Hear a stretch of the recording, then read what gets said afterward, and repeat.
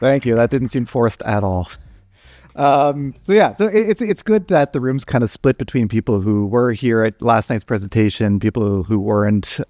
This is largely going to be a redo of what I showed last night, but kind of a slower, longer version thereof. Last night was kind of the 5-minute sizzle reel of what we've been doing in Karma and Solaris, and today I've got more kind of 20, 30 minutes, so I can just take my time a little bit. And it saved lots of time at the end for questions from you guys, which are hopefully not about COPS, because I also don't know a lot about COPS. Other than just to say that there was a question earlier about COPS and USD. And ultimately, if your USD file is going to be standalone, then your COP network does need to be baked out to textures, and those textures referenced in USD. That's where things stand right now. Anyways, let me talk a little bit about Houdini 20.5 and what we've been doing in the Solaris Karma space. I'm a software developer focused on Solaris, so hopefully if you have Solaris questions at the end, I'm the guy to answer it. In preparation for this talk, I admit I had some jealousy of the Apex guys because they've got this great Electra character, and I thought we really needed an iconic image to represent Solaris as well. So I kind of turned to my future overlord and asked it to see if it could help me. And this is what I got back, which I think is awesome. I absolutely love this. This is a global reveal, by the way. You guys are the first people to ever see this image. And so rather than just saying like that guy, I also asked for a name and suggested Solario. So I must say this is a highly unofficial and highly unapproved mascot, by the way. This is not SideFX stamped in any way whatsoever. But I did check. And Solario does not have an active trademark in Canada or the US or the UK where I'm based. And as a fun extra little bit of trivia, this third entry here for Solero, that was actually registered in Paris. It's just 4 kilometers away from here where that trademark was registered. So yeah, I did way too much research into this. So here we have Solario. He is going to be our mascot for the day. All good? All good. All right. Sorry, they're shouting over there. But I think it kind of represents what I hope you get out of this presentation, what I hope you feel when you use Solaris yourself, that you feel like a little bit of a wizard, you feel in control, you're able to do anything. And ultimately that Solaris is so powerful, it doesn't even matter if you have the same number of fingers on each hand or not, you can still use it. Okay, so let me get back to what I'm actually supposed to talk about and what's new in Solaris and Karma with this release of Houdini. And this is kind of the banner image, as it were, for me. This kind of brings together a whole bunch of the things that I personally get excited about when I kind of think like, oh, what did we do for the last 8 months? These are the things, these are the components that in my mind are the real kind of shout out features. And a lot of what I talk about over the next 20-ish minutes are going to be kind of tying these components together, kind of rebuilding this warehouse scene in a little bit. But first I'm going to talk about Karma and the massive improvement we've had with Karma XPU in terms of performance. So this scene here comes from our Houdini 20.0 launch, which was back in last October or something like that. And in that very short period of time, we have optimized the heck out of it. What you're going to see is a side-by-side comparison of Performance Showdown. And on the left is not the Houdini 20.0 launch version of Karma. It is the Houdini 20.0 today version of Karma, which already has a huge number of improvements over what you got 8 months ago. But there were some things we couldn't put in. There's some things we couldn't backport. They were only going to go into 20.5 and beyond. So let me show you that comparison against what you can get today in 20.0 and what you'll be able to get a month from now in 20.5. And hopefully it's pretty obvious that on the right there with Houdini 20.5, Karma XPU is just racing away from its 20.0 counterpart. We've got adaptive sampling. We've got blue noise sampling. We're taking advantage of the latest NVIDIA architecture, the Ada architecture. I'm going to say that this particular comparison was done on my home PC, which I recently upgraded to have an RTX 4090 in it. And here we are, minute and a half, and we're done in 20.5. In 20.0, still not even a third of the way through. Despite how long I keep talking and talking, This thing is just not going to catch up. And this scene was not kind of hand-picked for this showdown. This just happened to be a productionist scene I had at my fingertips. From our alpha and beta testers, this comment of, yeah, we're getting like a 2-time speed up, a 4-time speed up, that's not unheard of if you have kind of modern hardware. So for those of you who use Karma XPU or are thinking of using Karma XPU, you're in for an exciting time. And you're going to see it in the slides to come. I pretty much just use Karma XPU exclusively in my viewport now. I used to use Houdini OpenGL. When we added the Vulkan viewport, I switched over to that. Then when I upgraded my graphics card, I just use Karma in my viewport now. It is so fast. It is amazing. Also, the Intel denoiser, the OIDN, now runs interactively and on the GPU, which is also just complete magic. So that is my personal setup at home. I flick to Karma XPU, Intel denoiser enabled. I do my work from there. Let's talk a little bit about crowds. We've had crowds for a while. This particular crowd is reasonably heavy, several thousand agents in there. And at some point, it starts to max out my machine's capabilities. Now, we've been able to do larger crowds in Mantra in the past, and so it was maybe a little bit embarrassing that with Solaris, it felt like we're taking a slight step back in terms of the power that you had, and we wanted to address that. So what we've added in Houdini 20.5 is a crowd procedural node. So in your LOPS setup, you can add one of these crowd procedurals. And I'm going to go over the controls that you have in just a little moment. I'm just kind of circling them there so you can see what you're going to be able to play with. But let me go and turn on the display of that crowd procedural node and see what we get.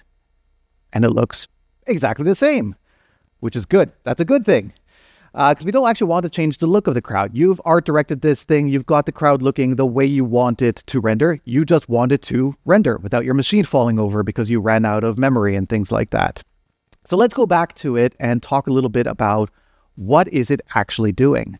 And this borrows technology that we had been using previously in Mantra, which is effectively to look for agents which are close enough to each other that we can mark them as instances. So you definitely care whether your crowd agent is perhaps standing up and cheering versus sitting down twiddling their thumbs, but whether they're standing like this or like this, you probably don't care an awful lot, particularly if they're like half a pixel on screen. But if you were to look at the exact geometric detail and go through every floating point digit of that rotation angle, they would be subtly different. And previously, that meant we would treat them as complete copies, or individual versions, I should say, of that geometry, which was hugely wasteful from a visual perspective. Like your eye would just never pick up on that difference. What we had previously in Mantra was the ability to say, those poses are close enough. Just pick one as the kind of master, as it were, and the other one as the copy, and do an instance. And so that's what we now have in Solaris. And this is something that is not Karma specific. So what we can do is we can visualize these instances. We're going to put down our preview procedural node so that this isn't running just at render time, but it also runs inside of the viewport. And we'll see the effect of that. So these white agents here are the ones that are deemed as, this is unique. This is a one-of-a-kind guy. Whatever the heck he's doing, nobody else in the crowd is doing it. The orange and blue ones are the ones where we found a pairing. So the oranges are the, again, quote-unquote, masters, and the blues are the copies. The ones that are like, hey, this guy is kind of doing the same thing as that guy. So let's just kind of round them together, and we're just going to instance them. And you can control basically how picky we are. How close do those angles need to be? How much screen space different can we afford before we say, nah, those guys are actually different? And that's what that LOD threshold is. This is pretty much the only control you'll ever need to play with. You can be very, very strict about keeping agents unique, or you can be very, very lax and say, nobody's going to care. We're going to motion blur this anyways, or it's going to have depth of field fog on top of it. Client's not going to care. And it is really kind of that quality control where you are identifying like how many copies are we going to get away with. And those copies basically translate into direct savings in both memory and render time. So here I've put together kind of the pre and post procedural crowd from left and right. Visually, I doubt you're going to be able to point at an agent left and right and say like, aha, those guys are doing different things. Maybe if you come up and stare at this long enough, you'll find one, but good luck. You're welcome to try if you want. But you can quickly spot there is a slight difference in both render time and memory. We're saving like over a third of the RAM and a third of the render time, which is just phenomenal. Okay, let's move away from that and talk about material assignment now. This has already been kind of highlighted really well by Fiona, and so I apologize if I'm repeating stuff that you guys are already bored about hearing. But the old workflow, it was a little bit cumbersome. If you want to do a material assignment in LOPS, you had to put down a material library. I know the previous material workflow in Solaris, it was kind of awkward. It was kind of difficult. You had to go and drop down a material library node. And inside of that material library node, you need to kind of dive inside. You need to drop down a material builder, like, for example, the material X builder. Then you would need to dive inside of that. And then eventually you go and do your look development. And I mean, this does offer you a tremendous amount of control and power. And ultimately, this is still what you will want to do from time to time. This is still actually the best workflow if you're working with a third-party renderer, although, of course, you want to be using Karma these days. But if you need to, then this is kind of what you would still be doing. But it really pulls you away from where you were. Like, we're not in stage anymore. We're not even in the material library anymore. We're like multiple subnets in. And it really kind of breaks apart your workflow. So let's go back to where we were before at the LOP level and talk about what we can now do instead. So instead of using the material library, or in conjunction with using the material library, these things will happily coexist. We now have a new quick surface material node. We have actually two quick material nodes. We have one for clouds and we have one for surfaces. But for the purpose of this demonstration, I'm just going to talk about the surface material, and I'll add an assignment as well. So let's call our material shader ball, because that's what we're going to be assigning it to. So let's go ahead and assign this to our shader ball material. This could be done using a material linker node instead. And we can see that now we've got a different material on our shader ball. And we can go and actually do some interesting look development, some R&D look development, as it were. So we'll go ahead and make this kind of a SideFX-y orange color. And let's go and also make it more, let's make it a metal. Let's make it a shiny, reflective metal. Definitely needs to be shinier than that. I'll bring down the roughness. That's looking okay. Yeah, why not? Now, it's not only for the surface level detail. We've got all these different controls here. Most of the stuff that you would expect to find on the Material X shader, we have them there. We also tie into our displacement in the same node. You don't need to think about displacements and surface shaders completely separately. The two are actually connected here inside of the quick surface, so we can enable true displacement. And you can see now just our default UV grid being used to displace our shader ball. Now, it's a bit of a boring example. Let's get back to our warehouse. And I want to highlight that if you're using the component builder setup, which is awesome, highly recommend trying it if you haven't already, we now expose the quick materials inside of the component material node. So let's go and have a quick look at that. We're going to go and create a material assignment. And we're going to go and say that let's assign to the frame first. And what we want is to make a dark metal material for that. So we can create a quick surface material directly from the component material node. And you'll see it created a node for us in our LOP network. We didn't need to do that manually. We're going to want this to be fairly kind of a dark metal. So let's crank down the overall brightness of this thing. Again, we're going to crank up the metalness? I don't know. We're going to make it a metal. But not a very shiny metal. Like the car, this has seen some things. So we'll make it a kind of a dark gray metal here for the frame. Now that we've done that, let's do the same thing for the shelves themselves. So we'll create another material assignment. In this case, we're going to target the shelves. And these are meant to be wooden shelves, if you think back to that initial image that I showed you. So just for the sake of organization, we'll call this wood. And now we're going to go and rather than assigning a specific color, we're going to drive this with textures. So here's our UV grid. It shows that nicely this wooden plank has been UV mapped for us, but we're not going to use a pre-baked texture map. We're going to dive into COPS and talk about one of the two ways in which COPS now interacts directly with Solaris. So the first way is that we can create COP networks which drive any of our texture channels on that quick surface material. So now we've got a COPNet. We can dive in. We'll see that the checkerboard is just kind of the default there. Again, just to let you know that we're working, we're live. But what we want instead is kind of a wood texture. So I'll use a fractal noise. I'll kind of drag it out in one direction because wood grain usually isn't kind of that uniform. It's much more of a kind of a stretchy noise. Tighten it up in the other, and I'm going to crank up the roughness here to really just highlight the contrast. And so that kind of looks a little bit like grayscale wood. What I can do now is go back up to the top level where I have that quick surface material and apply some kind of more global override. So we'll make this kind of an actual wood-ish color. And so what we can see here now is that we are driving that wooden shelf with a combination of both a user-specified color, but then also a procedural wood grain texture, which is an awesome combination. Like the power you have now to do this so quickly, and me as a complete non-artist developer, it's awesome. Okay, so now we've got a shelf. What are we going to do with this? How are we going to build up our scene, our warehouse? And I want to talk a little bit about the stage manager. And this is kind of the first step, I would say, into our reinvestment into layout. We've kind of heard from our users for quite a while that Solaris has not been a great environment to do complicated layout, or maybe not even simple layout.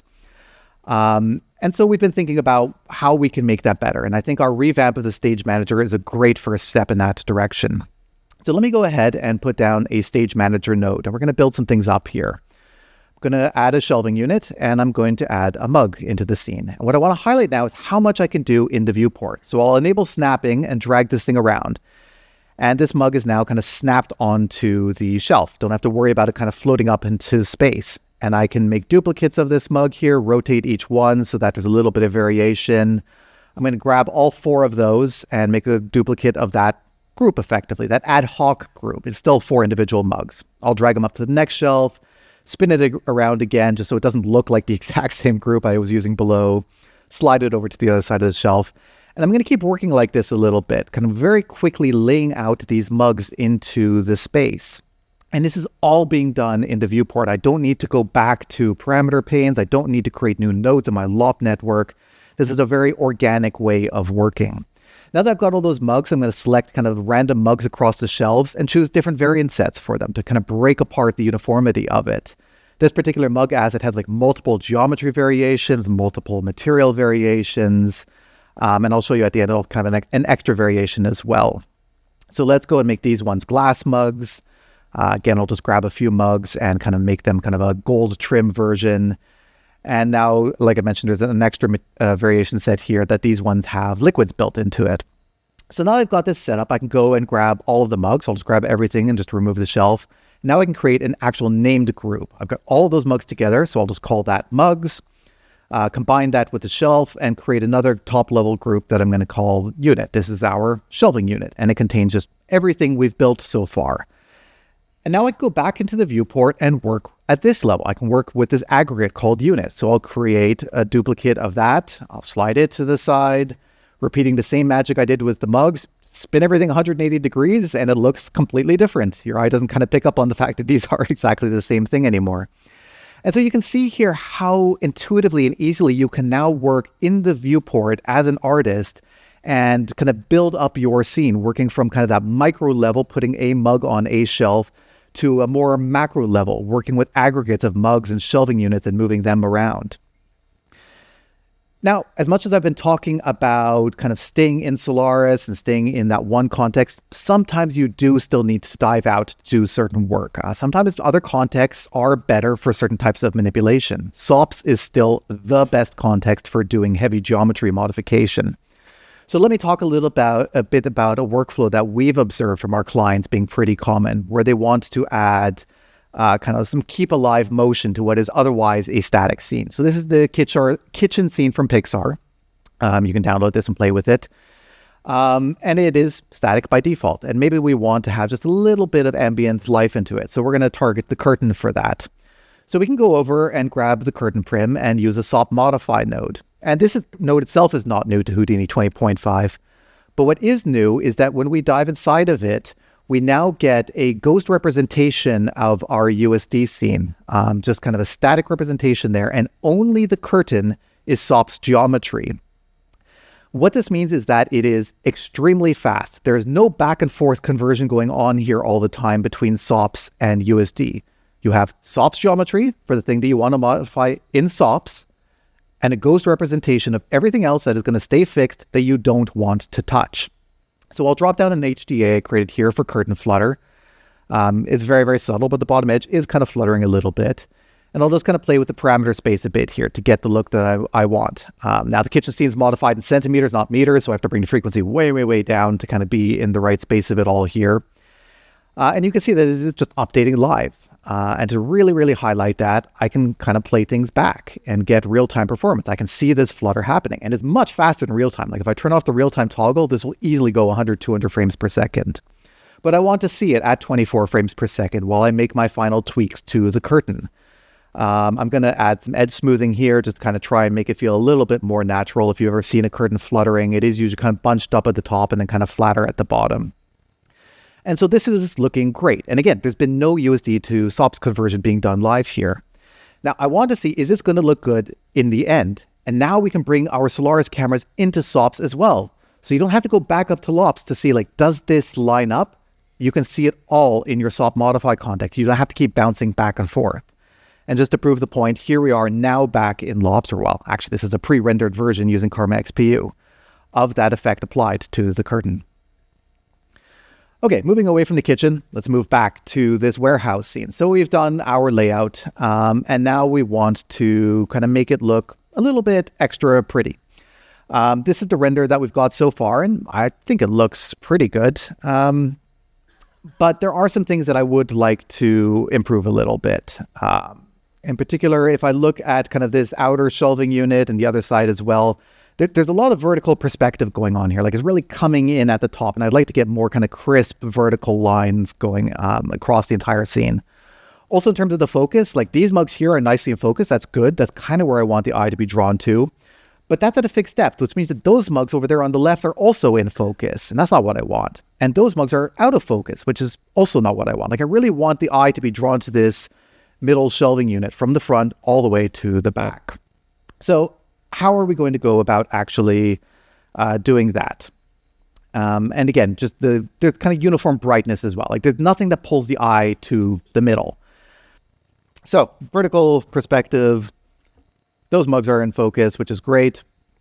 But again, because all of this depth of field stuff is based off of depth, we've got some mugs on the left, which are in focus, and the mugs that are further depth in the middle unit are out of focus, which is not what we want. We want that whole shelving unit to kind of be nice and crisp, which is not what you get out of kind of normal depth of field calculations from a path tracer like Karma or anything else really.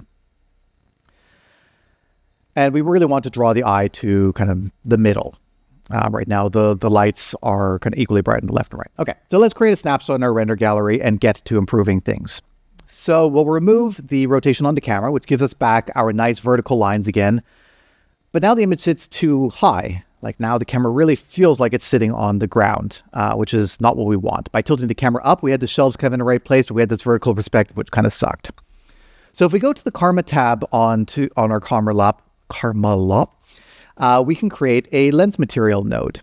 And we kind of had lens shaders, lens materials before, but again, now it just sits in LOPS. It's part of your workflow. There's the node. You don't have to dive into a different context. So with that node in place, let's go and see what we can do to make things look a little bit better. So I'm going to go to tilt and shift, which is something that's often used for like miniaturization effects, but I'm going to do different things with it. So here I can offset the image plane. I can kind of move the shelves, boom, back down into the middle without reintroducing any perspective, which is amazing. Now the next thing I can do is actually to tilt the lens, and this affects our depth of field. So rather than it all being kind of like a fixed depth where part of the middle shelf was in focus, part of the middle shelf was out of focus, we can kind of turn that focus plane. So now we've got the focus running all the way down that middle shelf from front to back. And in contrast, that left shelf is now out of focus all the way from front to back, which is awesome. Like visually, that's exactly what I wanted to get. That really kind of helps pull your eye to it. And then the last thing I mentioned is that the brightness was too uniform across the scene. I really want to kind of bring the eye to the middle. And I can do that by adding some vignetting as well. So there we go. Now we've got kind of that nice focus lock on the middle shelf. The outer bits are both out of focus and they're darker. It just kind of pulls your eye where I want you to be looking. And with that in place and Karma zipping through it, should be taking another snapshot as well of this one so we can compare these two images. We'll go to our render gallery and we can see we went from this, looked pretty good, to this, looks even better. That. Look at that. Not bad. I hope you agree. But it doesn't stop there. So let's go back to the scene view and talk about the other hook into comps. And that is doing slap comp, kind of basic compositing directly in the viewport. So I can create a comp network inside of LOPS and create a slap comp block, which is effectively a little mini compositing network, which will pull from the viewport and push back out. And we can enable it right there from the little toggle thing on our viewport and say that we want to use this block end node. And so now we've got this compositing network, which is active. And by default, it does nothing. It doesn't put a checkerboard in your plane, don't worry. But let's go ahead and add a little bit of chromatic aberration. That was a lot of chromatic aberration. Let's dial it back a little bit. And you can see that this is just kind of working live in the viewport. And if I were to tumble the camera or whatever, that compositing would still be just applied live as the renderer kind of re-renders as it continues to update. And you can go and explore things to your heart's content. I'm now currently making a mess of what was a beautiful scene. So I think I'm going to stop right there before I ruin it even more. And instead, I'm going to talk about another addition that we've made. And this one is kind of a direct benefit from upgrading the USD version in Solaris. So in our last release, I think we were on 23.08. Now we're on 24.03. And one of the things that Pixar added is the ability to do instancing of lights. So we've had instancing across Solaris for a long time now for geometry. But we've often heard like, oh, hey, how do I instance my lights? And the answer is, well, you don't, because USD doesn't support it, but now it does. So let me go ahead and bring down the ambient lighting in this scene, and instead I'm going to add some undershelf lighting. So I'll add a tube light here, and I'm going to put a whole bunch of those under these shelves here. And I'm going to do that using the instancer node, the way that you would normally instance geometry. We're now going to instance lights. So I'll dive inside here, and now I'm kind of in the SOP context. I'm going to put down a grid, and each of the little vertices on this grid is going to be where those lights are going to go. So let me move this up in space here, line it up very nicely with the bottom of the shelf geometry. That looks about right. And now when I go back up to the stage, all of those little points now have copies, instanced copies, not unique copies, of those tube lights. And we now have this beautiful kind of undershelf lighting going on here with 1, 2, 3, 4 shelves times 5 lights, 20 lights going on here with just one scene graph location. This isn't going to clog up your USD scene graph. We can also go back inside of here, and even though these things are instances, we can go and provide per instance overrides. So I'm going to randomize the light color here, and I'm going to do it in a very extreme way, just so it's super obvious. That now when I come back up here, we can see that each one of these lights is providing a very unique color. Some of them are green, some of them are pink, some of them are white or yellow. This is obviously not what you want to do to this extreme level, but just to highlight that this is easily doable by specifying these attributes at the SOP level on your kind of not instance sources, but the points on which you're going to copy those geometries or lights onto. That will be picked up automatically. So if you have a SOP attribute called light color, and the light is looking for light color, it'll just grab it, bring it over, apply it on that specific instance, which is awesome. You can see it more subtly here, where there is some variation in the undershelf lighting across the warehouse. And so all the lights that you see here, all of those undershelf tube lights, those strings of light bulbs up in the rafters, all of that is being done using light instancing. So I think there's about 5,000, just under 5,000 lights across this scene here. But I think there are 2 or 3 maybe unique light sources. And it's just instanced thousands and thousands and thousands of times. Now, the reason that our clients usually are asking about it is something like this, traffic simulation. They've got their cars, they're instancing their cars, but the cars, of course, have headlights. And like, hey, how do I instance the headlights? And the answer so far had always been, well, you don't. And describe some complicated LOP network that let you cheat it. Now you do. You just instance your car asset. It has lights. The lights just get instanced for you. And it's probably a little bit subtle, but we also are able to apply the variation here as well. So there is variation in obviously the car color. But again, by applying the right SOP attribute to it, the intensity and the color on the headlights is also being randomized here. Let me talk a little bit about clone rendering. This has been an amazing addition to Houdini 20.0, and it's been interesting to see how our users have been using it so far. But one of the common complaints has been it's difficult to work with. You have to go to the clone control panel. You have to do a lot of mouse clicks to get your clone going. Couldn't it be simpler? And the answer is yes, and now it is. You can now drag your LOP nodes directly into the clone control panel, and poof, you now have a clone running live. Or you can just right-click on a LOP node and spawn a clone directly from that LOP node. It's now much, much more accessible to you to create clones. The biggest request we got, AOVs. Up until now, we've only been capturing the color plane in our clone. Now we get all the AOVs. All the AOVs are there by default, the exact same way that we've had with our snapshots, like our render guy snapshots. We can also snapshot our clones now, something we couldn't do before. So if we kind of think like, hey, things are in a good state right now, I'd like to just kind of keep track of where we were. Previously, you had to kind of like interrupt the clone and then create a new one. Now you just take a snapshot, the clone keeps running, but you've still got that copy if you ever want to come back to it. And you can still do everything that you would have done normally, kind of doing your A/B swipes between live clone rendering, a clone and a render gallery snapshot, whatever you want. I'm going to keep working with our clone setup so I can do some side-by-side comparisons here. And I'm going to do it with 2 live XPU renders on my machine. So in Houdini 20.0, we added a physical sun-sky system. The sun was this distant light. It had a small angle to it. And we could control sort of like where in the sky the sun was. We could play with different angles to move the sun kind of around the front, around the back, kind of high in the sky, low in the sky. And then the sky was this skydome with kind of like a dynamic texture being applied to it. In 20.5, we now have a new mode for the sky, which is pretty interesting. It is a full volumetric atmospherics approach. So let me go ahead and spawn our second clone here.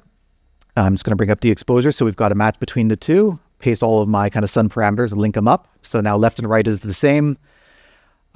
In addition to that dome light, we now have, as I mentioned, full volumetric atmospherics. So let me turn that on. And by default, it looks kind of the same. The sky's now got a nice, richer gradation. But where it really comes into play is when we start to bring the sun into kind of more extreme positions into the sky, like these sunrises and sunsets. So let me go ahead and drop the sun kind of fairly low to the horizon. And now we can see the big difference. So on the left is what we had with Houdini 20.0 with our kind of normal dome light. And on the right is what we get in Houdini 20.5 with our full volumetric atmospherics. And it looks just gorgeous, like this really nice orange to purple, looks roughly the same colors on the screen as here. Orange to purple kind of gradation. And same thing, like when it's more front lit, we see that gradation not only in the sky, but also on the cloud as well.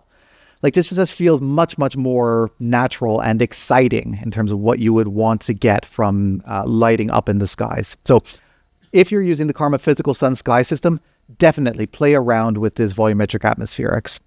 Now, it is designed ultimately for atmospheres and to kind of like wrap around planets at planetary scale.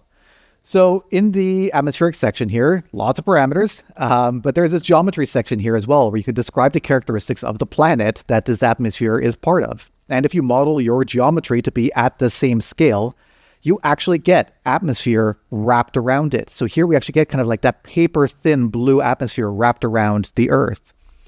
And if I play with the time of day, we can actually move the sun kind of behind the Earth, and we get that gorgeous halo of the sun just kind of cutting through, giving this nice bluish-purplish haze. And we'll continue to kind of move the sun around over the day cycle. Again, we now get this nice sheen as the sun comes in for a sunrise. And we can just continue to kind of orbit the sun around the Earth, or the Earth around the sun, depending on kind of what you subscribe to. But yeah, so the point of all of this is that this atmospheric model is an atmospheric model. So it works really well when you're kind of much closer to the ground, be it on Earth, be it on Mars, be it any planet you want. But you can also move up into the clouds or up into space. And so I'm going to kind of leave with this example here. I want you to kind of look at all these gorgeous God rays, all the nice kind of colors that are going on. I'll just kind of let this play through. The bit in the daytime's a little bit boring, but we'll let it go anyways while I take another sip of water.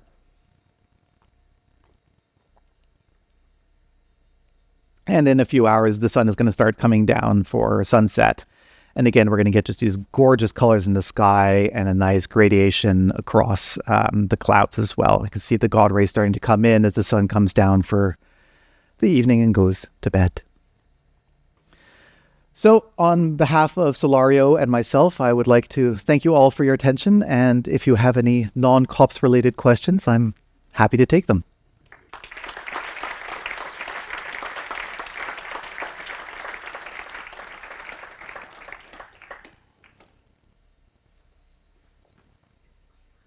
Question. Oui. You show us some lens shader tools and application. Did you push the lens shader to access, I don't know, even as a 3D equalizer model or some stuff, to get the correct lens distortion? Yeah, so I don't remember what the model is, but there are kind of like parametric representations of lens distortion based on like K1, K2 value type stuff, whatnot. And that can be connected into the lens shader, yes. Okay. So I can't speak specifically to 3D equalizer, but yes, we have ways of applying lens distortion that has been identified by third-party software. Thank you. It can also be done using COP networks as well. There are ways of using kind of UV maps, which have been exported from tracking software, for example, that does camera distortion. You can bring that into COPS, which can then go into your slap comp or be applied after the fact. So it kind of is really up to the artist as to which of these effects that they want to be applied at render time or as a post-process. And sometimes there's overlap where the effect is going to be exactly the same and it's just personal preference. Like, do I want this to be baked in during the render? Do I want to have artistic freedom to do this later? And then sometimes there are actually things that are better done, or you have more power if it's being done one way or the other. I think lens distortion kind of fits into that gray zone where sometimes it's nicer to do your lens distortion directly as part of the render. And sometimes it's better to delay it. But we have both options available to you. Yeah, it would be useful to in VFX. It could be useful to in render time to get rid of the lens distortion in comp. So it could be pretty necessary. Yeah. Yeah. Yes. Is it possible to have multiple atmospheric skies so that you could have like one blade behind another one on all the atmospheric? I believe, and this may have changed already since I was last told, but as I was last told, no, there is one in your universe at that point in time. But by the time this goes out live, I don't know, it may have changed. If not, log an RFE for us and we'll look into it. Yeah. You mentioned the denoiser at render time with Karma. And you talked about OIDN. Do you recommend any denoiser between Optex and OIDN, or it depends on the hardware? What is the best? So personally, I have gotten better results from using the Intel denoiser than the Optex denoiser. That is not a SideFX statement. That is a Rob Pieké statement. So that's been my preference. And so I was very excited when the recent version of the Intel denoiser became available interactively on the GPU, because I've always favored that denoiser, but I've always had to run it as a post-process. Historically, the Optex denoiser, the benefit of it had always been it was just unbelievably fast. And so you didn't need to run it as a post-process, you just ran it in your viewport. But now that both are available in your viewport, personally, I like the Intel denoiser. In terms of my personal hardware setup, I've got an NVIDIA graphics card and an AMD processor. So that's what I'm using for everything that you saw rendered there. Thank you.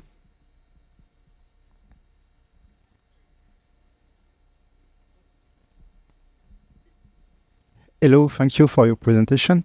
About USD and workflow between SOP and USD, I know that usually everybody stays in Solaris, but in our case, usually people use SOP and go into geometry context. So we have like a nodes to get stuff from USD, go into SOP, do our stuff, and send it back to another USD.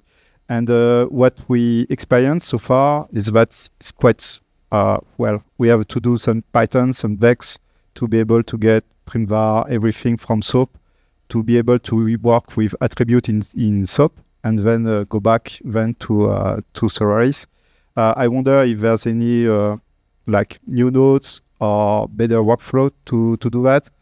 Apart from being always into Solaris, I have to drop a SOP modify, go into it, do everything that we all our toolset that we got in SOP, and then go back in Solaris. So I don't think there's been any specific large investment in that data transfer per se. I mean, there's obviously always bug fixes that go in as we get reports from clients. They're like, hey, this attribute isn't showing up. What's going on? And we look into it like, oh, you're right. That should. And then we fix the bug for that. So there's probably some things there that you may notice benefits from moving from 20.0 to 20.5 or whatever version you're on now to 20.5. But what would be really great is for you to kind of reach out sometime after this event. Yeah, sure. And kind of run us through what it is that's not working for you, why you need to use Python and Vex. And from there, we can advise in a more kind of specific context. Yeah, wonderful. Because we started with 19 and now we moved to 19.5. Yep. There's already a bunch of stuff that could be discarded before. And we are looking forward to reach you. Yeah, sure. Thanks. Yes. No, please reach out. Everything we do is based on the feedback we get from you guys as users. We're not just kind of picking random stuff because we think it's cool. Everything we do is because we know that you guys want it. So help us help you. We're listening. Thank you very much, Rob. Great presentation.